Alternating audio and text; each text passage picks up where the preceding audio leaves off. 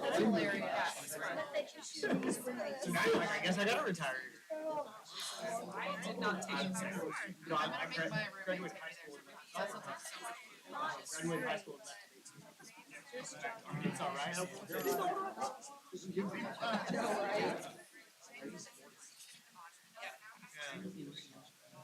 So, do y'all have any other big phylogenetic things in the works? Yeah, that's. Y'all got that newspaper office. Yeah. Okay, yeah. It is. Okay. So, and what's your, because I know, there's a million authors on it, so what's your role? Yeah, I have so many people have to work. Yeah, like if I try to follow like. Yeah.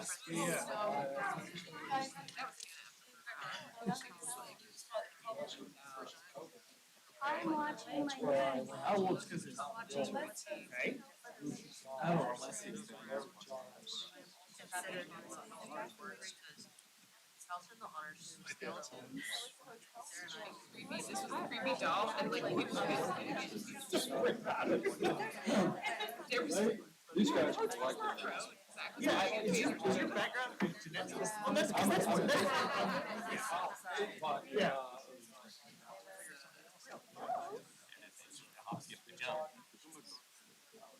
Yeah. Cool.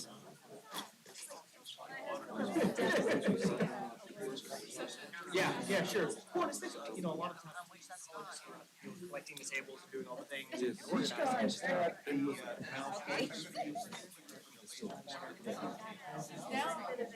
Yeah. will they be fixed?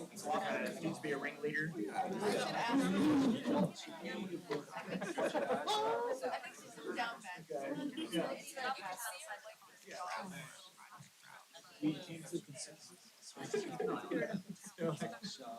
I know stuff in the wax.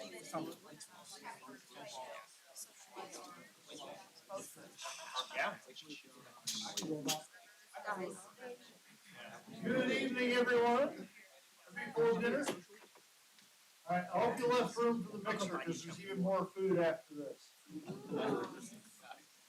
And I don't want to have to eat it all. Okay, just a couple things here. In the morning for the formal poster session, that'll be over at the Scottish Arts Building. From here, it's that way. There will be continental breakfast available to you. And then at 9 o'clock, we'll have anybody with an even numbered poster at your posters, please, so that everybody can talk to you and ask you hard questions. And then we'll flip that the next hour to the even numbered ones. After that, if you want to take them down, you can, or you can leave them up for the rest of the conference so people can browse through at their leisure. And then we'll have, after that, we'll have a break. Now, unfortunately, when I called for judges, we got 4, and that was nowhere near enough, so unfortunately, that means we won't have any awards. So where it says there's an award ceremony, sorry, there isn't.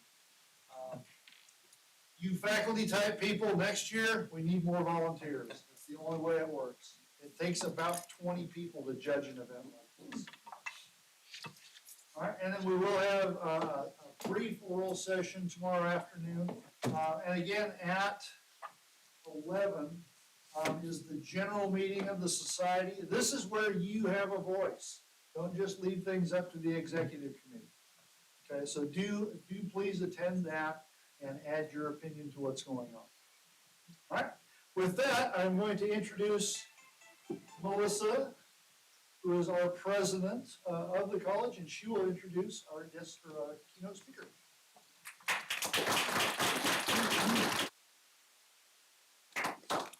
Good evening. Thank you all for being here, braving the weather, which is ever so special. Keep an eye on your phones, that's all I'm gonna say. I think we're fine here. Just be aware. Just be aware and be safe, okay? It is my great pleasure to introduce the keynote speaker for tonight, Michael Ray Taylor. He is the author of several nonfiction books, including Hidden Nature, Wild Southern Caves, Cave Passages, Dark Life, Caves, Exploring Hidden Realms, and I'm not a caver, but I do like microbiology and stuff. But here's my favorite, the Cat Manual. A humorous ebook that basically is cat advice from cats. So, for cats, by cats, the whole thing. It's quite lovely. As a journalist, Mike has written about science and exploration for the New York Times, Sports Illustrated, Houston Chronicle, Wired, Outside, Reader's Digest, Audubon, and many other digital and print publications. He is a professor emeritus of communication at Henderson State University in Arkansas, and he spent 3 decades teaching nonfiction writing and journalism. His enthusiasm for caving and the underground life has led him to collaborate with scientists from NASA and other research centers in various scientific studies. Mike holds an MFA in creative writing from the University of Arkansas and a master's in English with creative writing emphasis from the University of South Carolina. He is a fellow of the National Speleological Society, the Cave Research Foundation, the Explorers Club, and has received the NSS Spelean Arts and Letters Award, as well as numerous writing fellowships and residencies. After retiring from teaching in 2022, he conducts occasional writing workshops while continuing to write articles, essays, and occasional books. In 2024, the Arkansas Arts Council awarded him an Individual Artist Award in novel writing for his work in progress. It is my great pleasure to bring to the podium Michael Ray Taylor for tonight's address.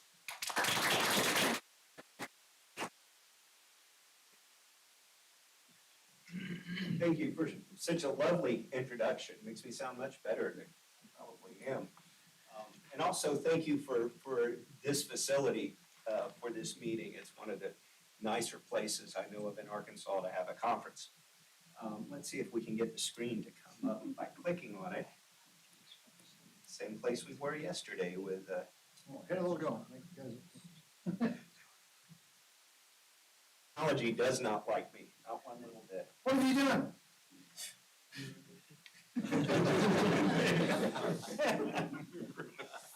Well, I had to vamp 15 minutes last night. I bet I don't have to vamp so long.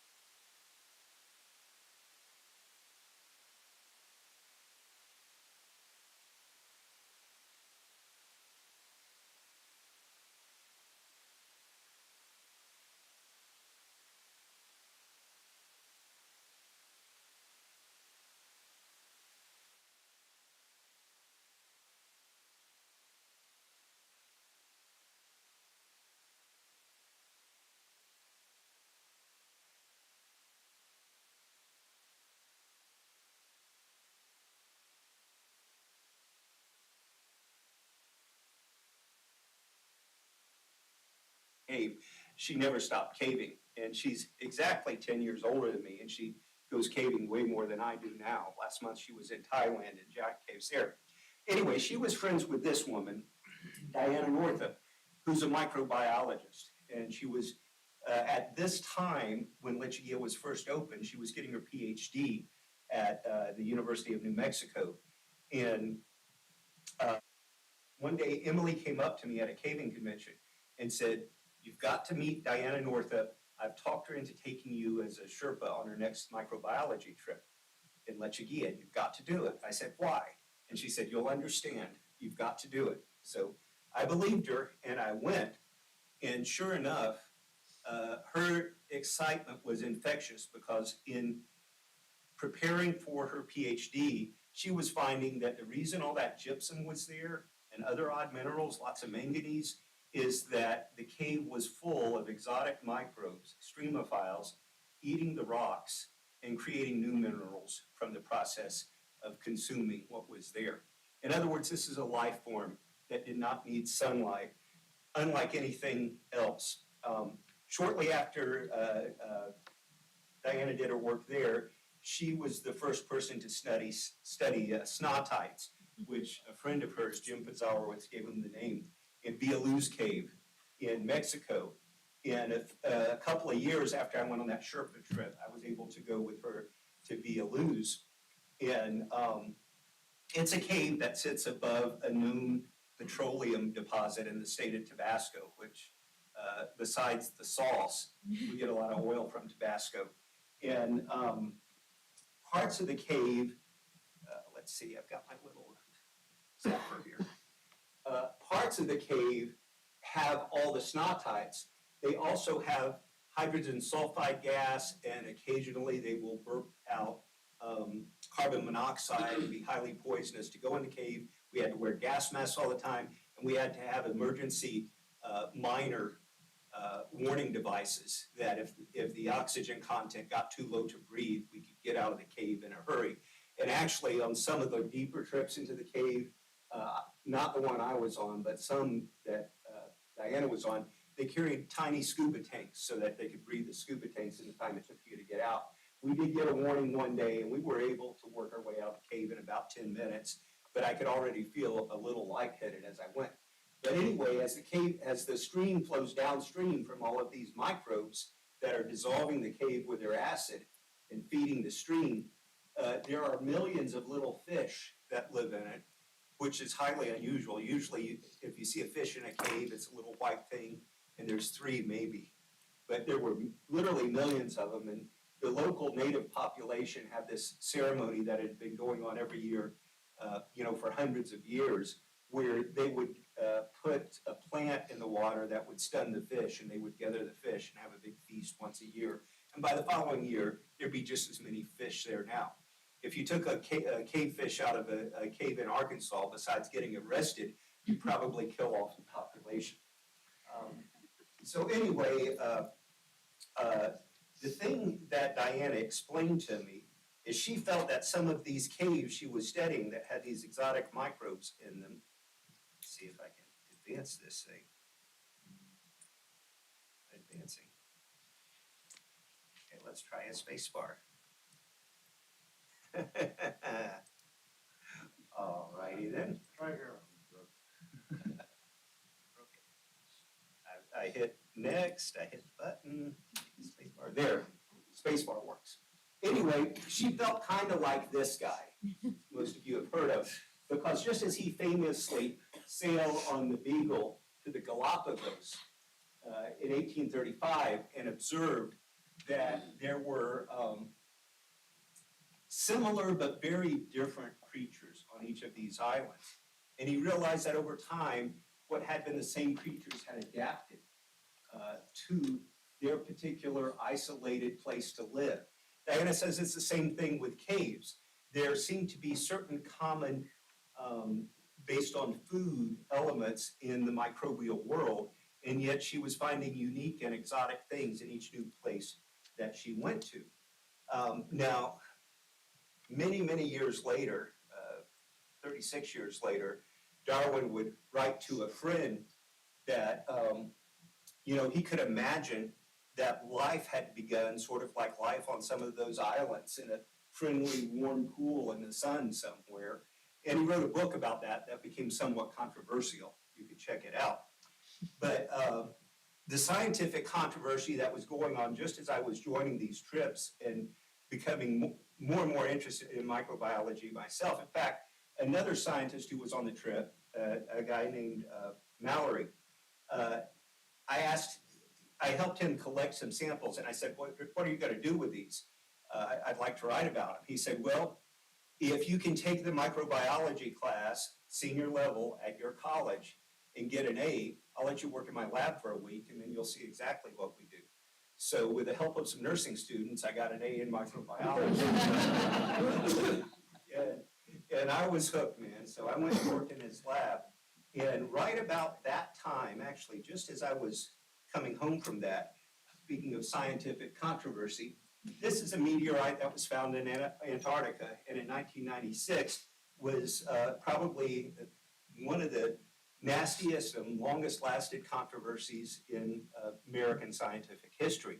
It's according to one of the scientists involved 10 years later, within 10 years it had already had more scientific papers published on both sides of the argument than any other object in human history, including the Shroud of Turin.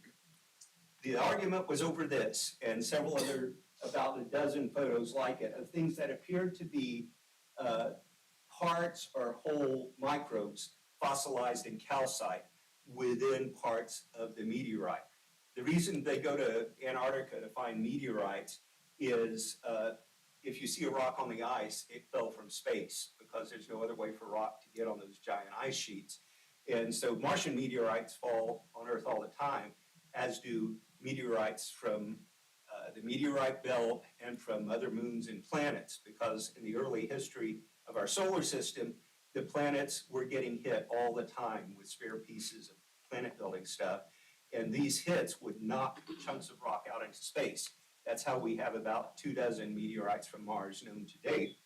But this one, through multiple means, the 4 scientists who worked on saying, we think we found ancient Martian life, had shown that whatever was in that rock was not from Earth, even though the rock had been on Earth probably 3 million years at that point. It had come from the original source. And immediately, geologists and biologists all over the planet started saying, no, you're wrong. And they said, no, we're right. And everybody kept getting more and more testing and more information. While this was going on, I went to a conference led by Carlton Allen, who for many years was the head of planetary materials for NASA at the Johnson Space Center. That means he has the keys to the vault where all the moon rocks and moon soil are kept. Yes, I think they really went there after seeing all of the many manuals for each moon rock and each section of soil. And he also was in charge of keeping all of the Antarctic meteorites that have been collected by NASA.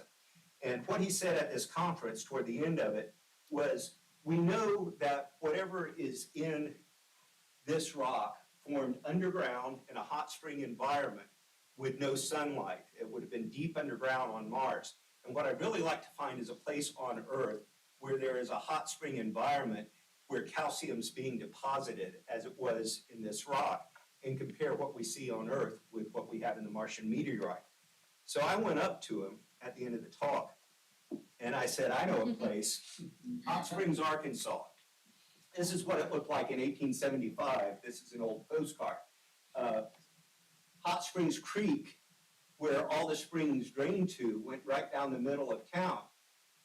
This meant that when there were floods in the spring, like we're having right now, all the bathhouses and bars and drinking establishments would flood. And then later in the summer, when there was no water, this became a really nasty open sewer. And in the 1880s, the federal government acquired Hot Springs. This is way before the National Park Service existed, but they acquired Hot Springs so that they could build a sort of sanatorium, a place where people who had illnesses that they couldn't cure otherwise could sit in the hot water and maybe it'd help. And they did that for Army personnel and other people who needed treatment. And so when the National Park Service came along, it became a national park.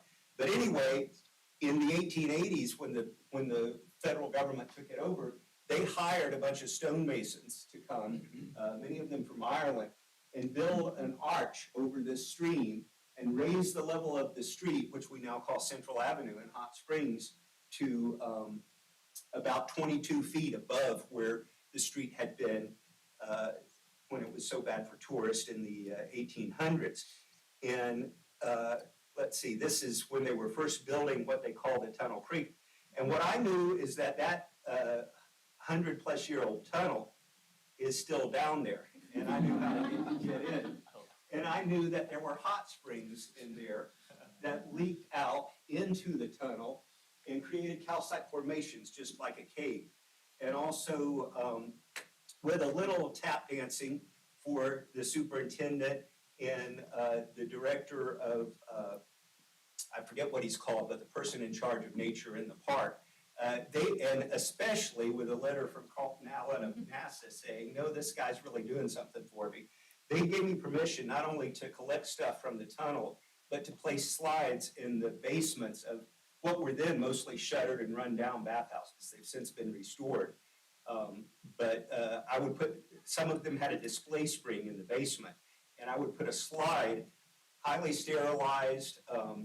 We put stuff on it that would destroy any and all DNA, and it was nasty stuff to use. And I had it in a freezer for years because I didn't know how to safely get rid of it. Finally, J.B. Ingman at Henderson told me how to get rid of it.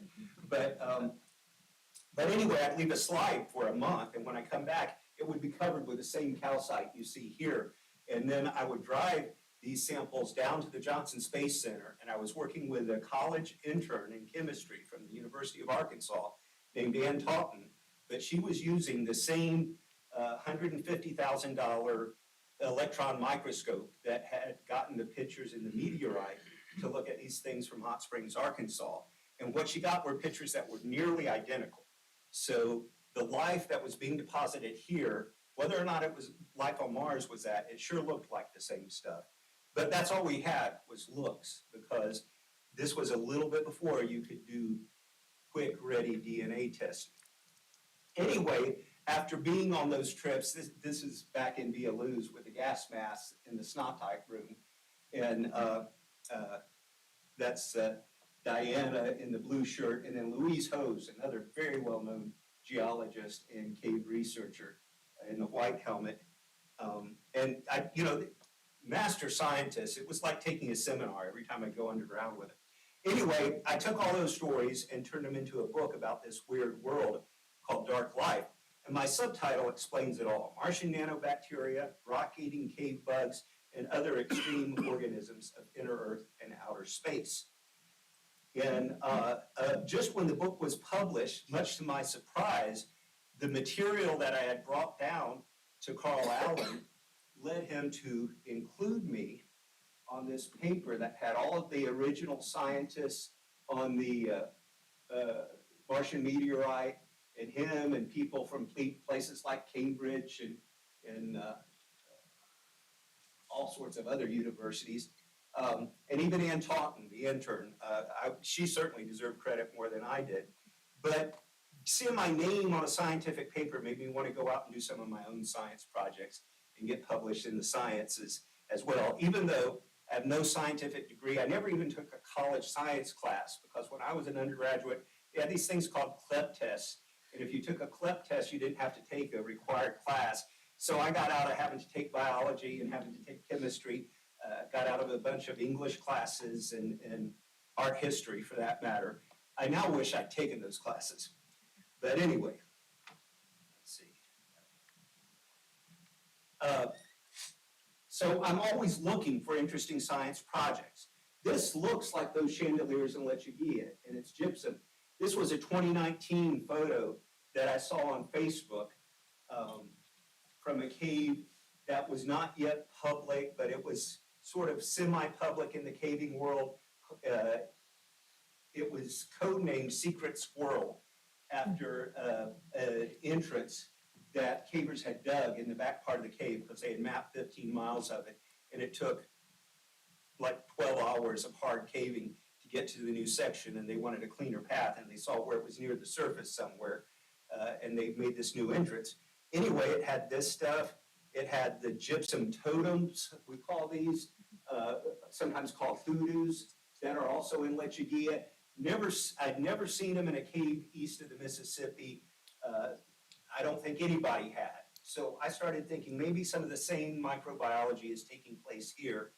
But I was talking on the phone with one of the principal explorers of the cave, and talking him into letting me do a study, and he said, sure. He said, you might also want to look at the tar balls. And I said, what tar balls?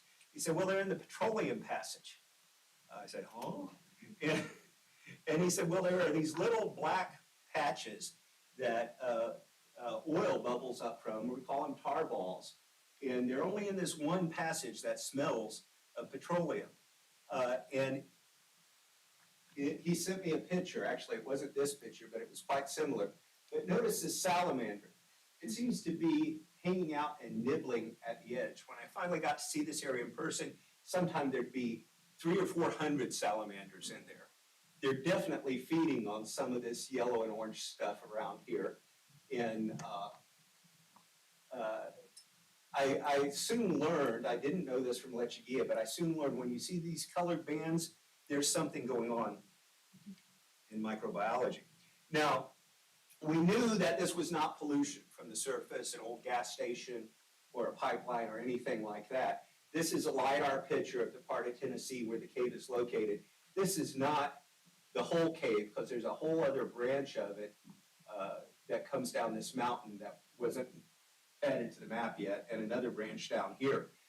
But right in this circle, you see all these braided passageways there on different levels. The lowest level is an active stream. The petroleum passage is about maybe 20, 25 feet above the active stream. So it's an overflow passage. It only gets water in it whenever there's a big flood. The rest of the time, it's a still pool with this oil bubbling up from someplace. And maybe some life attracted to the petroleum. That's where that's located. Well, this led me to ask some big questions. How does the oil get there? What does it mean? And so, on my own, before I went and found a scientist to work with, I tried to come up with some theories. Theory number one was Jed Clampett. Now, college students looking confused, go ask your parents.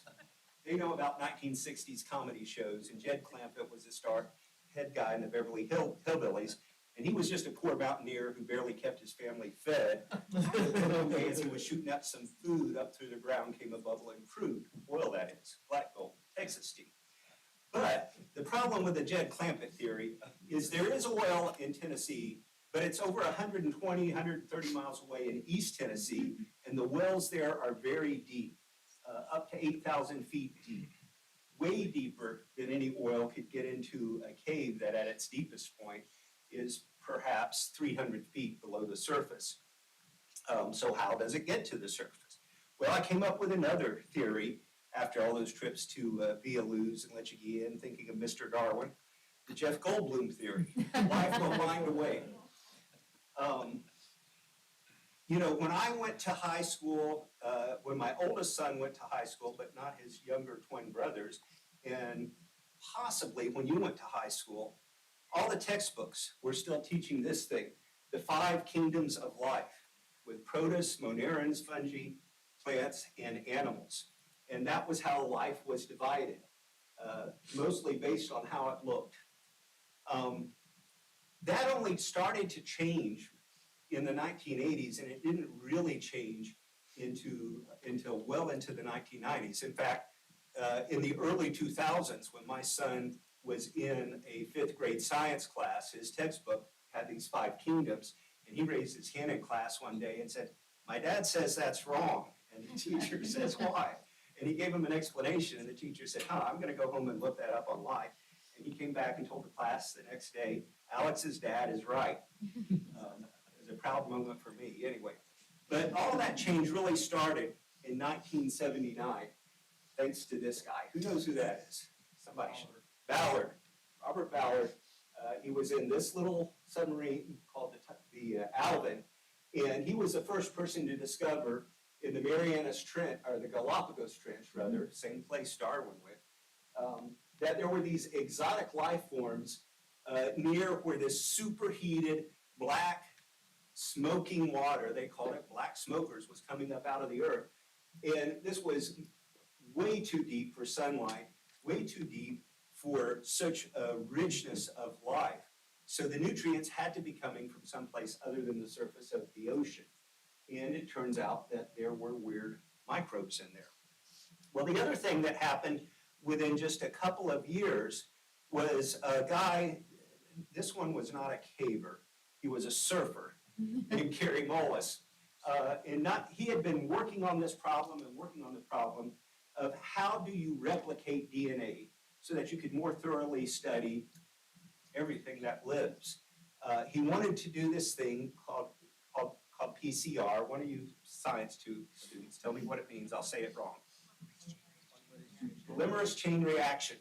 The problem was, to make it work, to amplify DNA, you had to heat it and cool it through many cycles. And if you heat it, it does the same thing as if you heat an egg in the frying pan in the morning. It's not good anymore. It tears apart.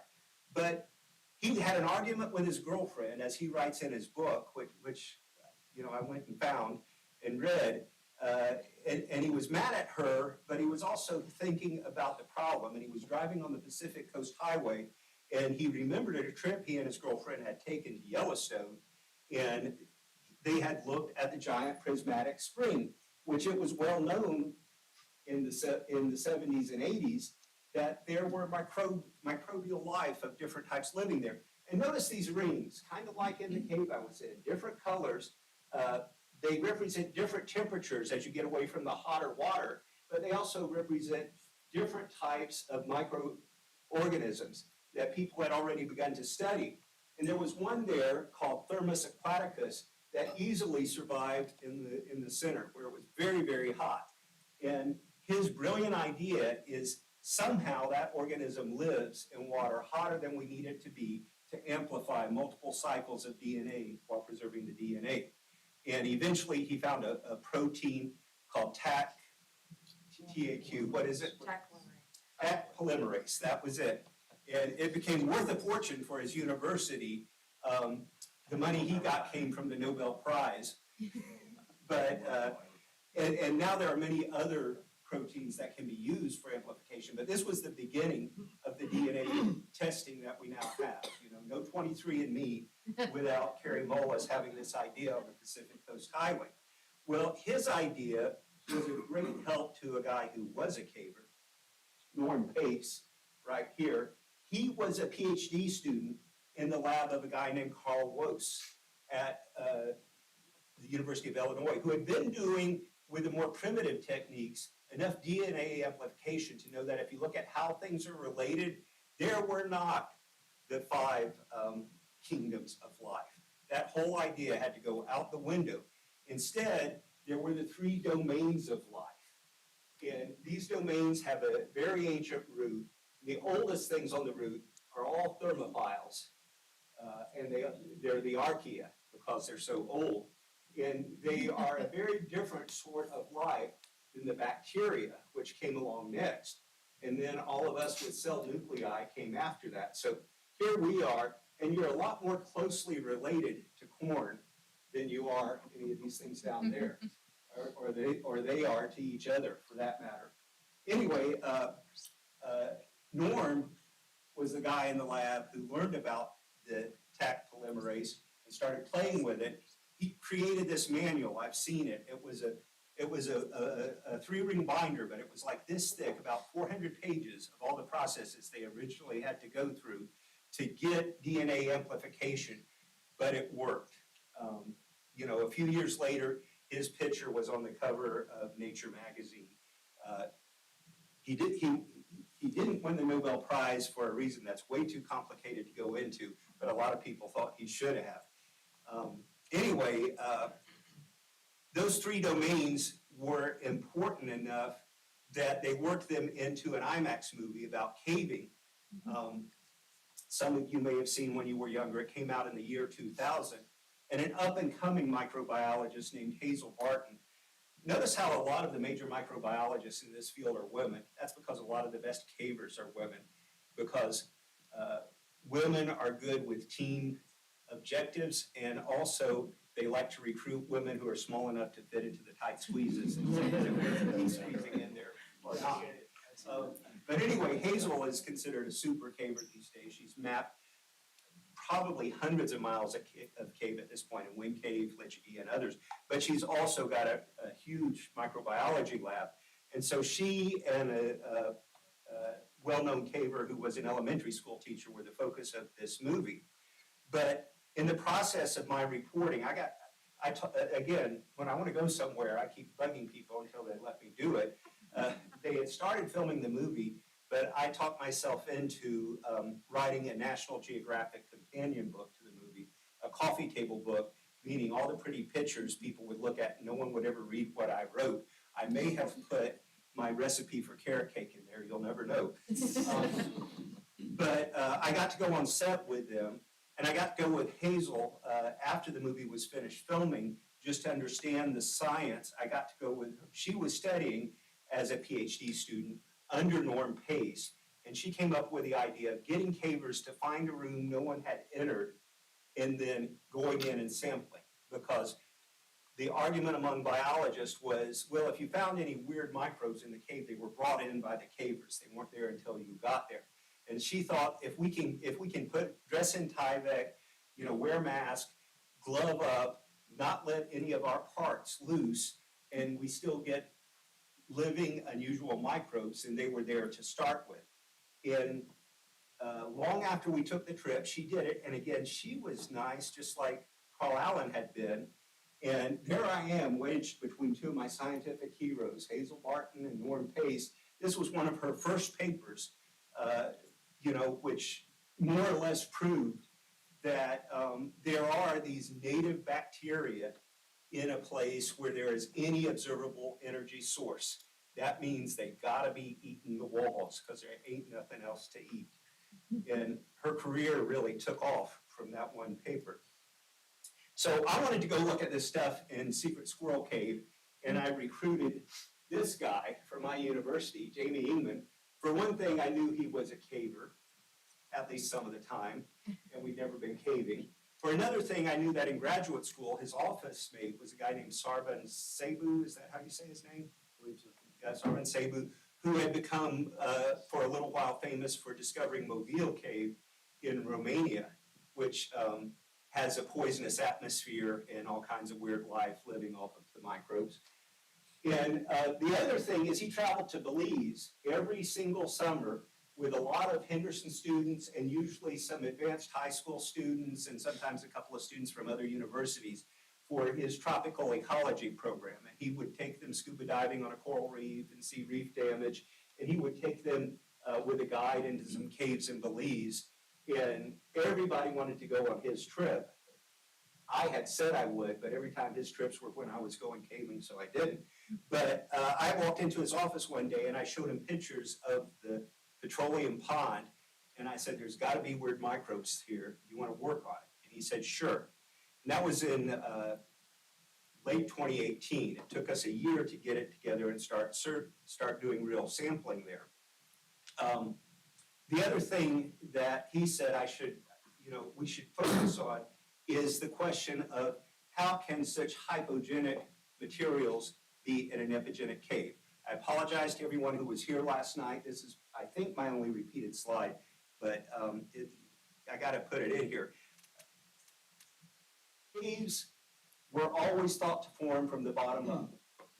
Mildly carbonic acid in rainwater drips through the limestone and gradually carves out holes and drips down formations. It's a purely chemical process. But one of the things they found at caves like Mobile and Villaluz and Lechuguilla is that some of these caves grew from the bottom up, where groundwater without oxygen mixed with hydrogen sulfide, often rising off of a petroleum deposit, and formed sulfuric acid. And that in turn fed microbes that added more sulfuric acid to the mix. And so the caves had no natural entrance, only occasionally would a natural entrance come in. So we were wondering if we had something like this going on in Tennessee. So first, Dr. Ingman put together a team of sharp undergraduates. That was our first team, and had them come up with a hypothesis, which was that SSC life is primarily chemoautotrophic. That means they survive off of chemical, and that could also mean this is a hypogenic cave. So the goal was to sample various locations within the cave for organisms known for using chemoautotrophy, and then search for possible examples in the cave of hypogenic speleogenesis. So into the cave we went, and here's what happened. Now, I have to warn you here, I'm gonna try to go through quick because things are about to get sciencey. And I blame the students. The next slides that follow are slides that were produced in the lab under Dr. Ingman's guidance with much work, looking at different ways of examining what we had collected. I was there for the fun part of the examining, but not the drudgery part of the lab work, and I'm okay with that.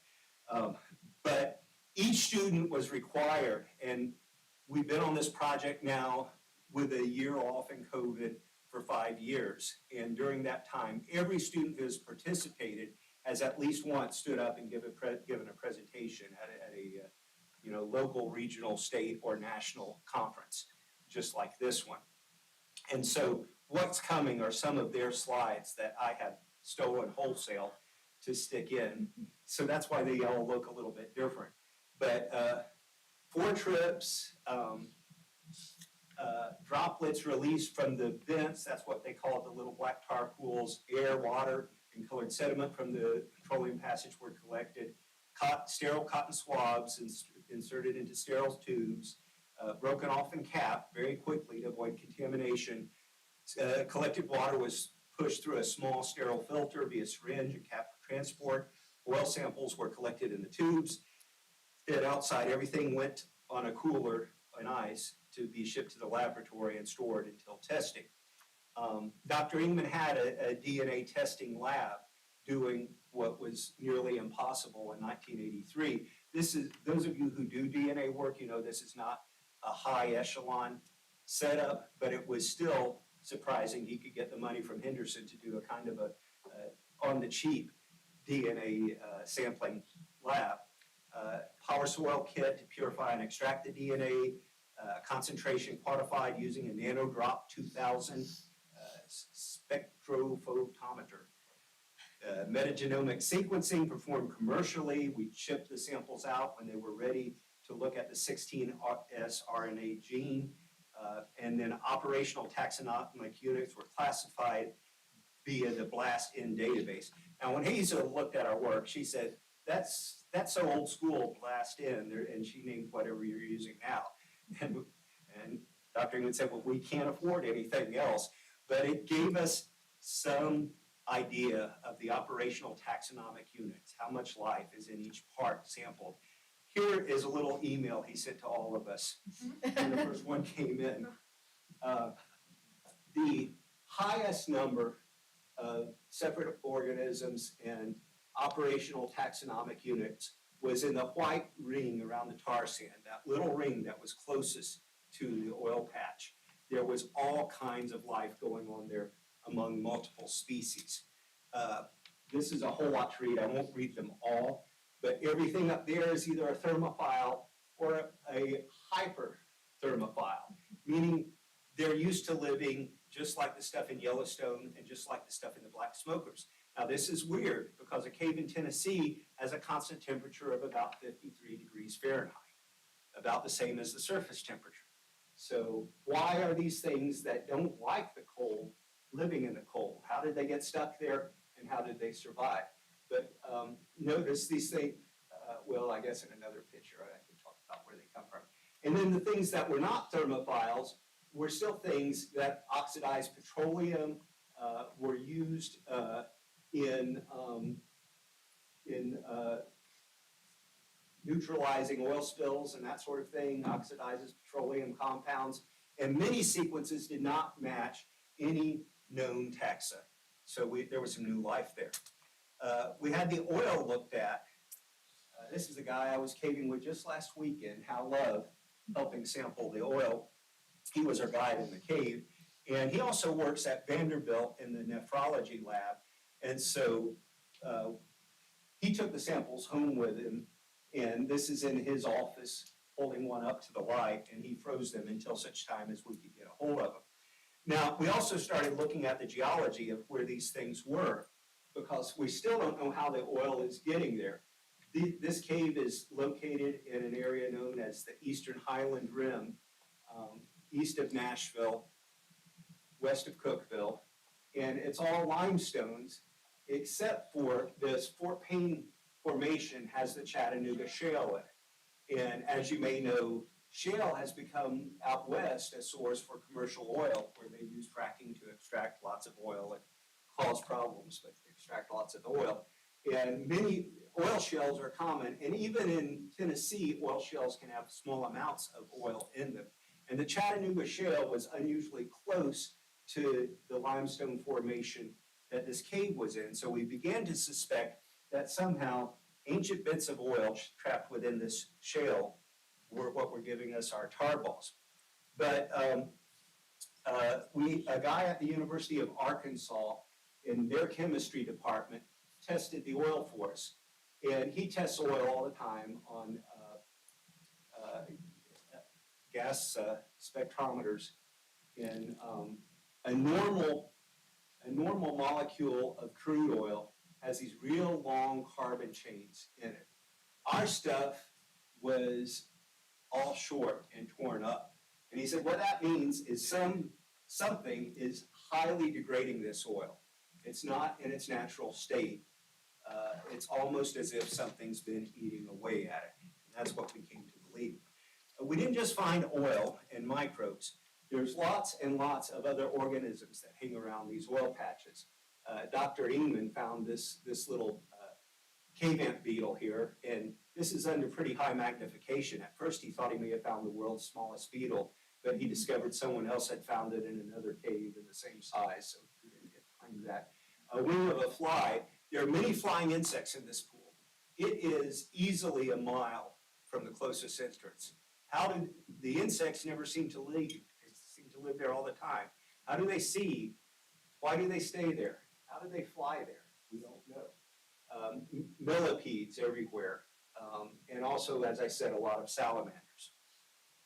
So we shipped one of the millipedes off to the same chemist at the University of Arkansas to do carbon and nitrogen isotopic analysis. 2 were pulled out of at least 40 that day that were invisible, so we hoped we weren't hurting the population by taking 2. GCMS, as was done with the oil samples, to just sort of determine the difference between our samples and the known scientific standard. The model for how to do this was the cave I mentioned in Romania, Movila Cave, which has lots of insects, worms, and all sorts of exotic creatures living in the poisonous gas in very hot, low oxygen, chemoautotrophic environment. So he helped us, since he and Jamie had been office mates once upon a time. You never know how your scientific connections as a student will pay off later on. And he sent this study he had done.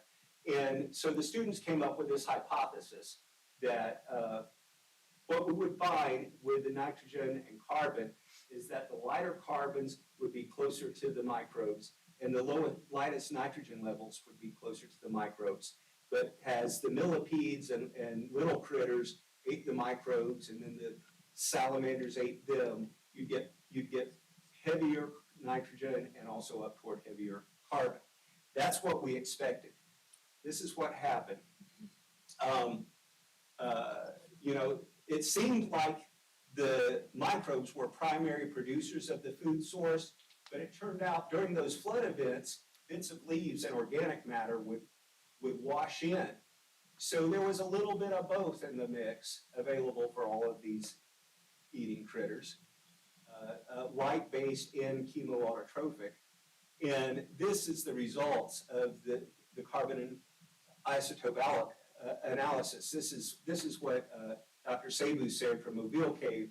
All of his organisms are at the very low end of these two graphs.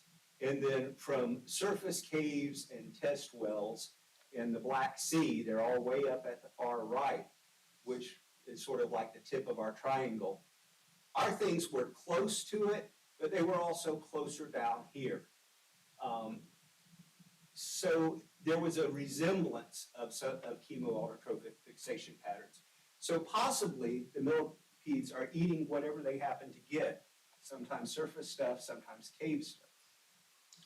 We noticed between separate trips on separate years, the pools were never in the same place, so we wondered how that happened.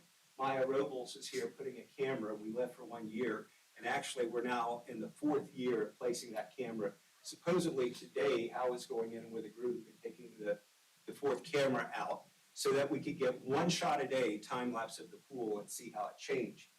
And what we saw were very small changes when the bubbles came up from the pool as stuff floated across the surface. But 3 to 5 days after a major rainfall, water would come up from that main stream passage below and wash everything out and clean it out. And the tar patches mostly disappeared, but within a couple of weeks they were back again and bubbling up oil, just like before. So anyway, I talked about some of this at cave meetings in Tennessee, the Tennessee Cave Survey, and whenever there was a regional meeting held around there. And I would say, if you see stuff like this in any cave, we're curious and we want to know about it. Let us know. Within a year, they were letting us know. First, we were told about the blue goo. This was in a cave 5 miles from Secret Squirrel. Gerald Money, who founded the Tennessee Cave Survey like over 50 years ago, which now records 11,000 caves in the state. He's been caving his whole life. He said he never saw anything like this bright blue stuff in a tiny little pool on a rock. I think this scale is inches and not centimeters, so you can see the whole thing's, slightly over a foot long, and the life part is just a little bit. But we sampled it, and it was interesting. But then somebody spotted it.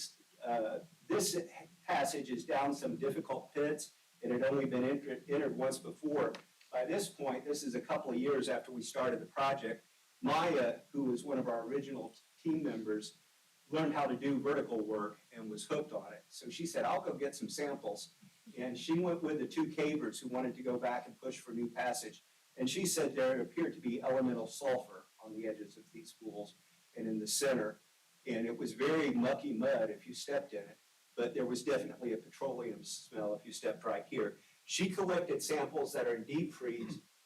We were still working on other things, and for other reasons I don't have time to go into, we wound up not testing them yet, so we don't know what's there. This we did test. It's from Iron Hoop Cave in northern Alabama. A caver who had led one of our training trips for the team earlier on found this pool, and it turns out it too washes out seasonally. So sometimes it's there and sometimes it's not. But we got a biologist from the University of Alabama was taking a trip up, and he sent us some samples, which were very similar to what we found elsewhere.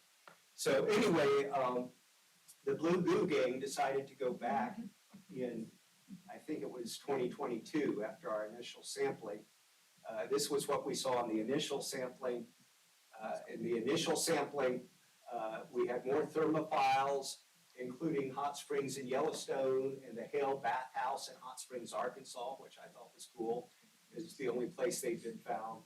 And again, lots of oxidizers of methane and sulfur and the sort of thing, minerals you see in these deep places. But when we got back, the blue goo had disappeared. This was 3 years ago in March 2022. This is from our time-lapse camera. It showed, again, a flood event, washed it out. And we kept the time-lapse camera there for another 2.5 years until somebody broke into the gate of the cave and stole it. But during the period it was there, and when we discovered it was stolen, which was, I think, think early last year, about a year ago now. This is where the blue goo was, and it's just plain calcite on rock with no evidence of what had been there. But I think if we wait long enough, it will eventually come back. This water feeds from a shower in the roof. But in 2022, right after we had found that, I went to the NSS convention, and there was a presentation by a graduate student who had just finished her master's thesis. And she was studying very similar oil stuff in Indiana, in Missouri. And she created a new model that she called polygenetic speleogenesis, where you have traditional cave formation coming from the surface, but you also have petroleum seeps beneath the limestone. And petroleum, as we know, floats above water. So if there's water in the limestone, it floats into the stream, and then microbes convert it into hydrogen sulfide gas, which gets up here higher in the cave and dissolves new passage towards the center. And she thinks this is quite common throughout the Midwest and the South, and cavers and geologists never knew to look for it. So our new theory moving forward is that we've got polygenetic speleogenesis going on at Secret Squirrel Cave. Dr. Ingman, unfortunately, can't go caving right now due to health reasons, and I'm sort of fishing for a new microbiologist partner. So if you know anyone who wants to bring some students back, let them know. This is a cave that is now being explored that has shale on the roof, and it's continually dropping stuff on the floor. And it's in Tennessee. As of last week, 73 miles were mapped, and it's growing constantly. It is now the 6th longest cave in the United States. They're keeping it a secret because the first 5 or 6 miles of it were extensively explored 3,000 to 5,000 years ago. And some of the footprints and remains of those ancient explorers are still there. And so we've got a Native American expert, a member of the Cherokee tribe, who's kind of advising us on how to go public with this and how to protect the cultural artifacts that are in the cave. The cavers just buzz on by it and keep surveying. But something is producing the cave, and Pat Cambyses, a well-known geologist who's in charge of science there, said she did her dissertation on hypogene speleogenesis. By the time she was doing a dissertation, it was accepted science, and she's never seen a more hypogenic cave than this one, which has gypsum stuff like that on the ceilings everywhere, thousands of them. So polygenic is the way to go. And then the very last thing, Maya, who was in our group, she got a 2024 Explorers Club Young Scientist grant, and she was accepted into a PhD program at the University of Tennessee. She's too busy to go caving with us anymore now, but she's thinking about, she decided to do a master's first and work a couple of years and then get her PhD. She's thinking about a master's thesis on the cave I was just showing you. So people are ready for her to do it because nobody else has stepped up. You know, just step up and do what you can. You never know how starting an interesting project will turn out. When I was reading about Dr. Moelis, who figured out the Taq polymerase, I looked at his website. He died in 2019. This was just before he died. And I discovered that he had a list of about 100 books that he had enjoyed reading in science that he posted on the website, just say you might like these books. And I fell over when I saw Dark Light was on his list. So like I say, you never know what's going to come of taking an idea and running with it. That's it.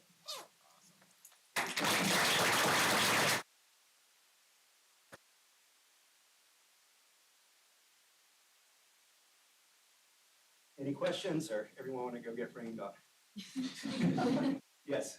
What got you into camping? A college, a college club, actually.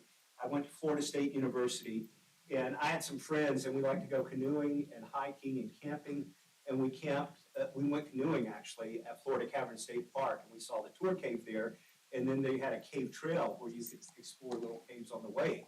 And then we started going off in the woods with our flashlights and saw other entrances and crawled into them. And one of my friends found out there was a cave club on campus. And so I called up the president, he had the number, and said, we've been going caving and we want to know where all the caves are. Could you tell us? And she kind of chuckled and said, well, come to one of our meetings. Oh, we don't join groups. Just tell us where the caves are. She said, no, you better come to a meeting. So we did. We found out we had learned everything totally wrong, but they took us in, and I was hooked from that point forward.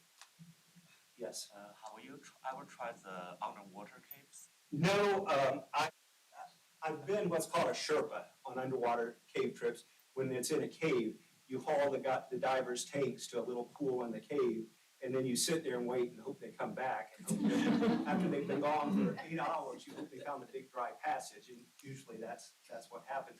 But I grew up in Florida, where there are many underwater caves, and the whole time I was growing up, maybe once a summer, it would be in the news that one person or 2 people or 3 people diving together had all died in a spring.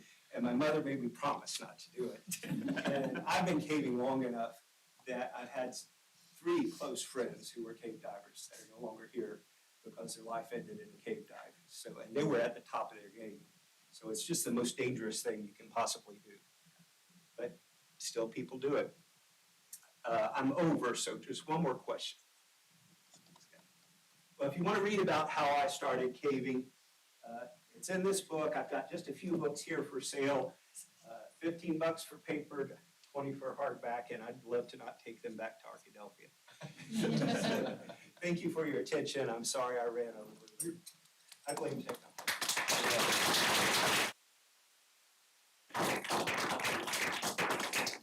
Okay,